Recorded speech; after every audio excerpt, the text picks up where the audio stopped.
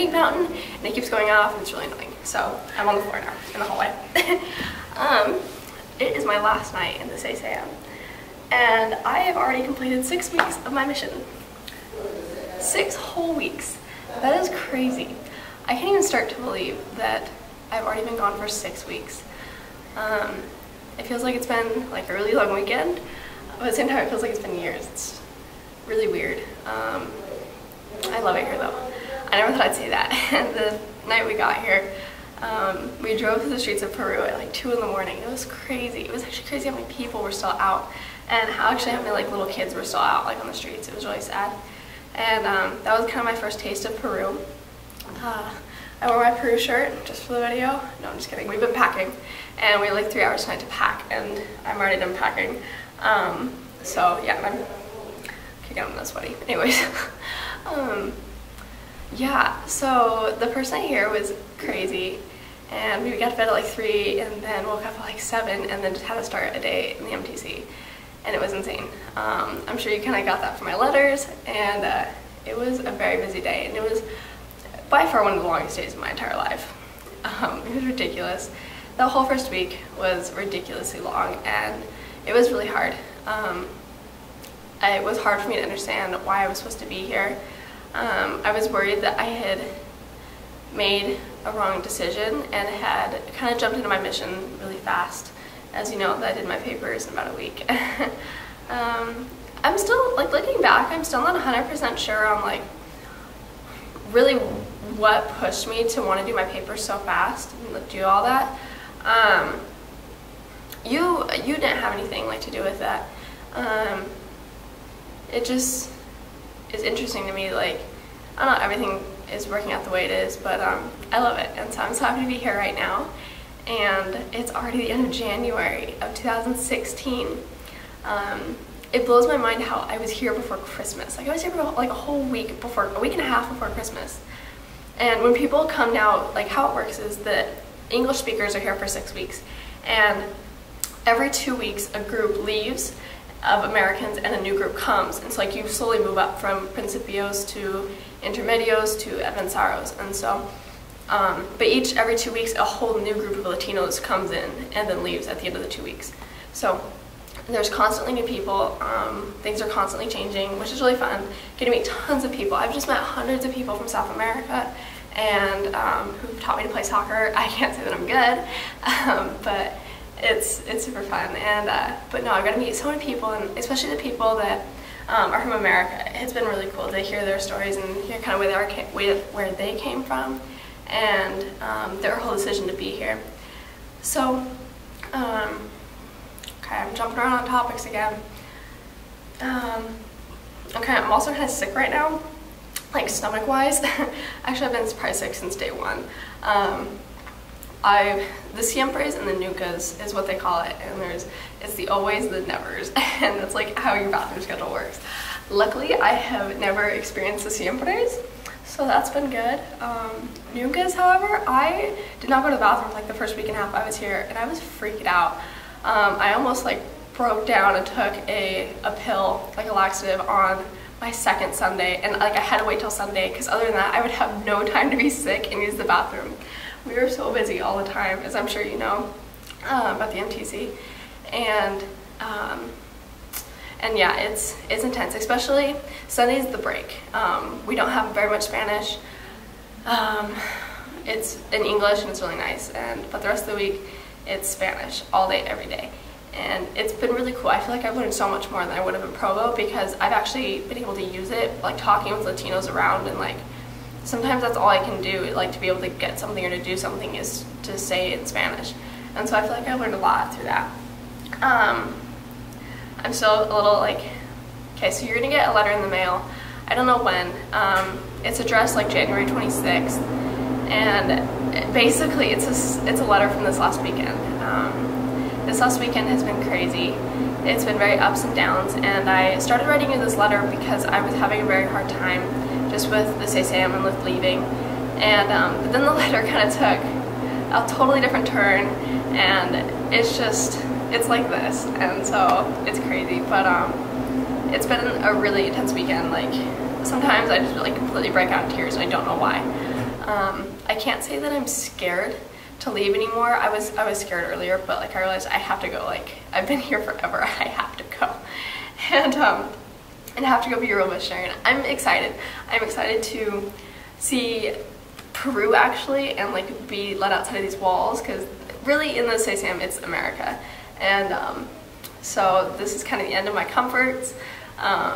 This is the end of the food that I know, and so I'm excited to go see where I'm living and see the city and meet people, but I still kind of get sad sometimes, and it's difficult. I'm scared about language.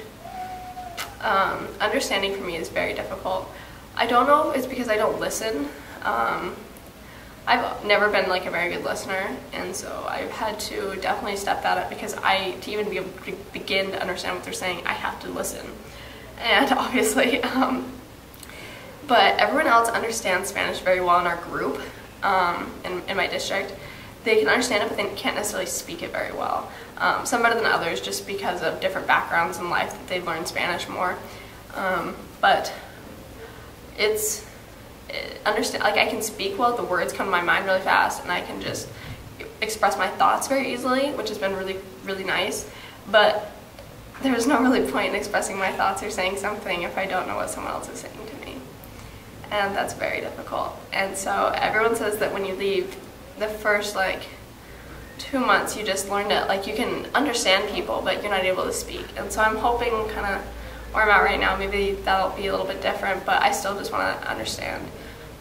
When I fasted yesterday, I fasted for 3 things: that I could understand people, that I would be comforted when I leave, and that I would have the strength to leave and like be a grown-up missionary.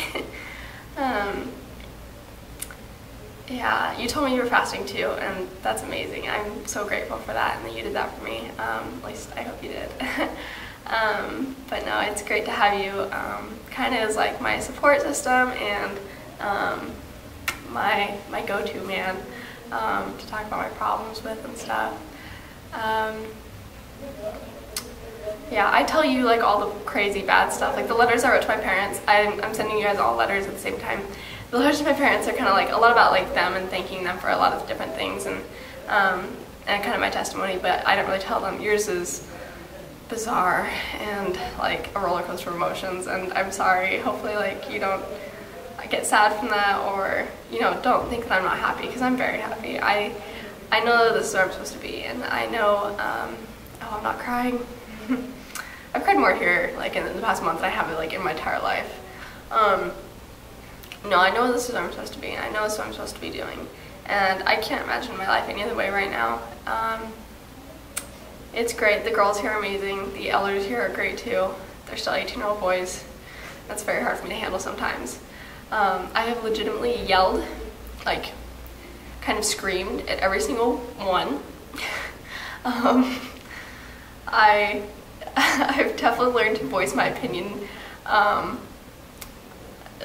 without crying. That sounds bad, but like, when people just are on my last nerve, and spending 6 weeks with people, basically living with them is intense, and so yeah, I've screamed at them a couple times, but all in all, I've tried to pick a Christ-like attribute to work on each week, and I feel like I make progress each week,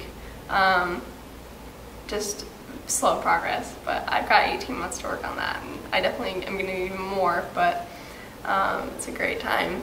And so I love the study time. I've read so much since I've been here, and I just love having that like solid couple hours just to spend like reading and learning, and the spirit when everyone is just like quiet and like pondering and reading is really cool. It's an amazing spirit, and I realized that one reason I think I get kind of freaked out when I actually leave the SASAM, either for P-Day or for proselyting or something, is because like the lack of this, like here, like I'm just swimming in the spirit all the time, and it never goes away. Whereas like when you leave, you're not like swimming in it.